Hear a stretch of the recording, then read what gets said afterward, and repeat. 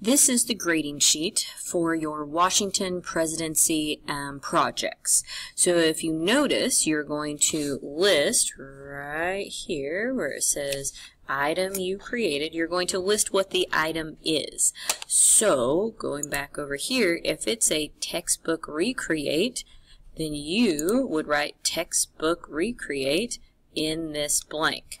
If it is a vocabulary page, then you would write vocabulary page right here. Next is the dollar value. You are going to record how much it is worth, not how much you think you received, how much it was worth.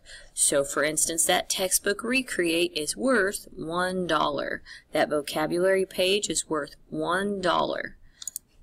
Next, this is the part I will fill in.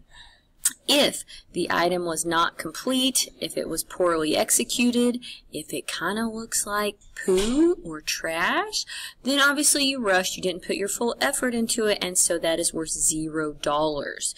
If everything was complete as described, everything that is listed is included and it looks nice, then you will get the dollar amount. So there's no kind of half dollar amounts. You either did it and got your full amount, or you didn't do it fully and get $0. Right? So for instance, notice this page for the textbook recreate. You must have a catchy header, a one-paragraph rewrite, an image, vocabulary words in bold with the definition.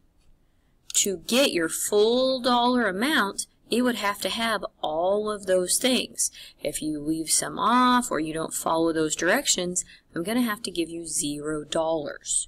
So I hope that explains how this project will be graded and evaluated, and what will need to, this page will need to be included when you hand your items in. Remember, you have to have $10 total. And sorry, this is a little skewed, it's a little off. But the one that I gave you in class, the print one, should be accurate. I mean, the amounts are the same, but it looks, the spacing's a little off. So $10 total, so everything you list here must add up to $10 to receive 100% on this project. Thanks.